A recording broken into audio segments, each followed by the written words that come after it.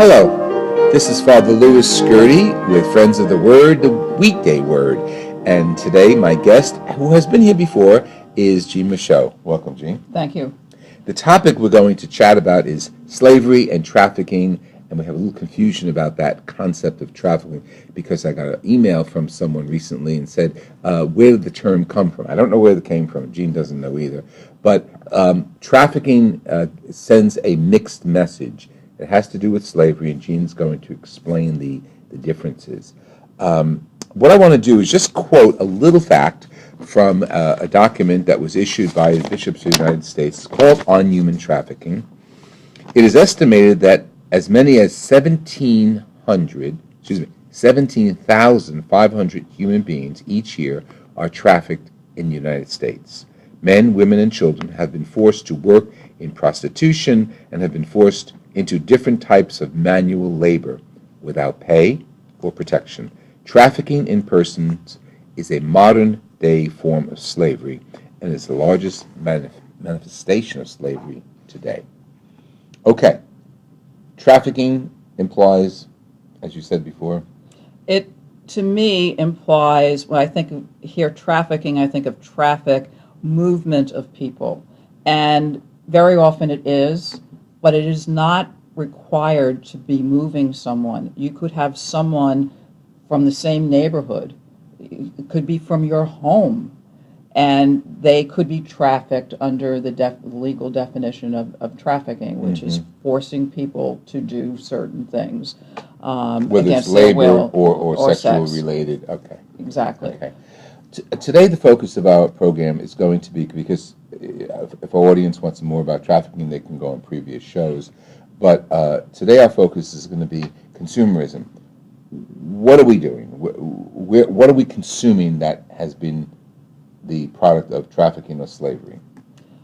Well, I can tell you a number of things, but I'm not sure anyone knows everything that we consume that has been produced by a slave in one form or another, because it takes a lot of investigation, and there are many things, many elements that go into the products we use today. Right. So, as an example, technology uses many different parts. That was you mentioned that before. Yeah. That's interesting. Follow that through, because it's fascinating to know the origin, the ideology of. And it's very sad, because there are, of course, many pieces to the phones we use, the computers we use, and technology in general. One piece that is used is a mineral called coltan, and it is mined in very few places. And one of those places is the Democratic Republic of the Congo. And it is mined by slaves there. There are many, many slaves in the DRC. Is that government-sponsored or private industry? They are, I believe, so weak in their government, and it is rebels and whatever that capture people as they're running through those countries. The DRC is like many of the African countries. They have unstable governments, and they've been warring for years and years and years. Right. That coltan is mined at the very beginning of the supply chain, and it is difficult. We need to pressure the manufacturers of our technology to look all the way down their supply chains to make sure that none of the elements that go into what they're making, what they're producing, are made by slaves or mined or whatever by slaves. Is coltan mined by just dealers? I believe so. I think Just Australia is another country that has coltan. Don't quote me on that.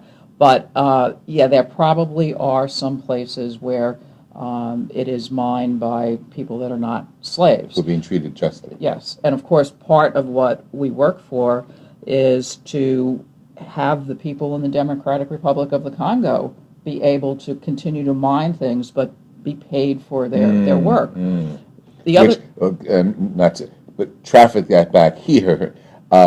we will have to pay more for our products. I say we, United States, maybe the Western world, but the consumers have to pay more for the products, right? I think so, because I do not think that the people in the supply chain who are making money, once the ones that aren't are being paid, are going to say, oh, I will accept less money. Right. So, yes. And I think ultimately that may be a hurdle that we have to get over as we work toward having everybody have a just wage, that what we buy may be more expensive. Which is the reality. Yes. I mean, if people are going to get a just wage for a just product, we have to sacrifice and change our economic view of what we use. And unfortunately, it is the people who are most likely to be trafficked and enslaved that would suffer also from getting everyone not to be enslaved, because they are on the margin of what they can afford, and they are the ones that are least able to afford to pay more for a product. We recently had Monsignor Ciampaglia, who spoke about Catholic Relief for Catholic Relief Services, and spoke about fair trade and how Catholic Relief Services really works on developing communes where people go in and learn a skill, and then they sell it, and they box it or mail it, or whatever they do with it, so it gets back. But it costs a few more bucks. And you had a coffee product. No, it was candy you gave me recently, chocolate. And that product was fair trade. Exactly. That's a good example. It was a bar of chocolate. How typically here in the United States, how much would it cost? In most of our supermarkets, and not all of them have the fair trade, but in the ones that do, I think I paid $3.99 for one, and $4 something for the other, which is more than you would find in the regular aisle. However, and I won't mention the name of the store where I bought, I found a delicious fair trade dark chocolate bar, the same size as we're talking about, for $1.99. Next gift, so I'm ready. If you That's my favorite, dark chocolate. But that's important for us to know. When I go to a store, I should, and Bill said this, our producer said this recently, I have to be attentive to the symbol. And that symbol is important, isn't it? Yes, it is. I have it on something. But we can look at items and we pick them up in the stores. And go to the manager of the store if you don't see any fair trade products, or even if you do, to encourage them to bring in more. Yes, that's education. That's perfect. That's a very good education. Exactly. That's excellent. Because if the manager representing the store knows the consumers are interested in fair trade, that's what they'll bring in. And if I'm interested, I'm willing to pay a little more for it. Right. Thank you.